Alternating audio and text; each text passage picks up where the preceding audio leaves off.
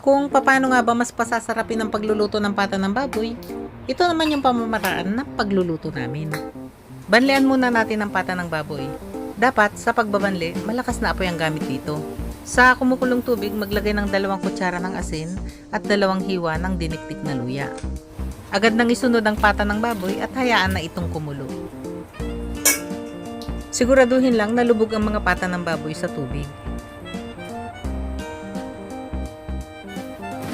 Saka na ito hayaan kumulo ng 5 minuto. At tanggalin din lahat yung mga nakalutang na dumi sa ibabaw ng tubig. Para naman hindi na kailangang hugasan ng mga pata para lang ito linisin. Pagkatapos itong mapakuluan ng 5 minuto, tanggalin ang mga pata, saka na ito patiktikan sa strainer at itabi. Ito namang pinagpakulo ang tubig, itatapon na ito. Andyan na kasi yung hindi kaaya-ayang amoy ng karne. Ngayon, pwede nang maggisa. Gumamit dito ng medyo malakas na apoy. At pagka mainit ng lutuan, maglagay na ng mantika. Pagka mainit na rin ang mantika, ilagay na ang mga bawang. Gisa-gisahin lang ang bawang. At pagka naamoy na ang bango nito, pwede nang ilagay ang mga sibuyas. At igisa-gisa din ang mga sibuyas ng ilang minuto hanggang sa makitang nalanat na ito. Ngayong lanat na ang mga sibuyas, pwede nang ilagay ang pata ng baboy na binanlian kanina. Para malasa ang pata ng baboy, ngayon pa lang lagyan na ito ng 2 kutsara ng patis at saka ng paminta.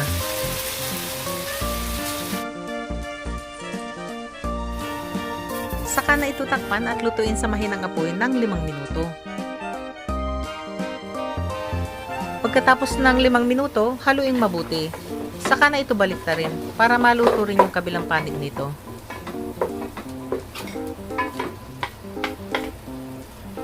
Takpan at lutuin pa ito ng 5 minuto.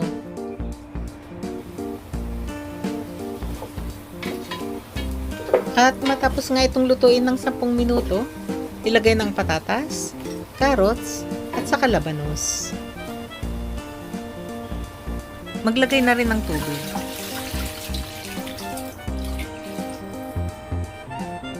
Eto, tandaan lang na kung gustong talagang masarap ang pagkakaluto nito, dapat ang tubig ay 1 inch lang ang taas sa mga rekado. Yung parang ganyan lang oh. Ngayon ay pwede na itong takpan, saka na ito hayaang kumulo. Gamit dito yung malakas na setting ng apoy. At pagka ganyan kumukulo na, lutuin pa ito ng 1 hour and 45 minutes sa pinakamahinang apoy. Ngayon, pwede nang gawin ng sausawan ng nilaga para mas malasa ito mamaya pagkakain na. Paghalo-haluin lang ang siling labuyo, maliliit na sibuyas. Para talagang masarap at pantanggal umay, maglagay ng calamansi juice. I-adjust na lang ang asim, depende sa gusto ng mga kakain. Maglagay din ng toyo at liquid seasoning.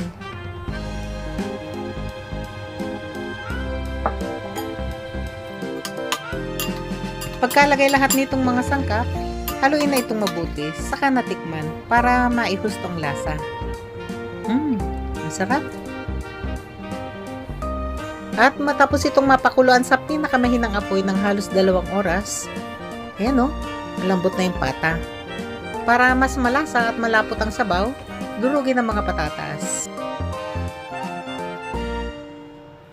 Durugin din ang mga carrots at labanos.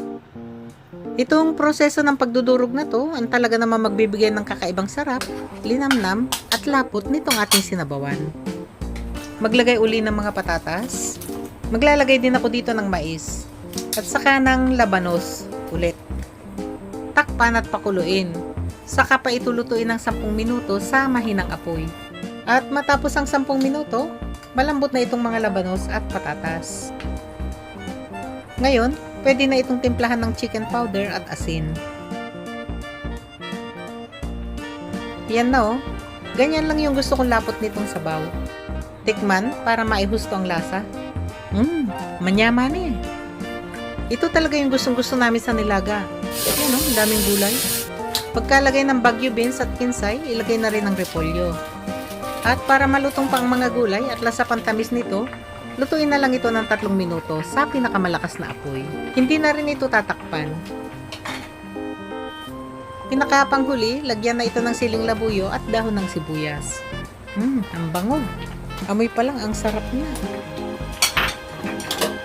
Para talagang kumpleto ang sarap nitong nilaga, iserve ito kasama yung ginawa nating sausawan kanina. Take note nga pala na sa pagluluto ng pata, dapat tama ang pagkakapalambot nito para mas napapalabas ang sarap nito.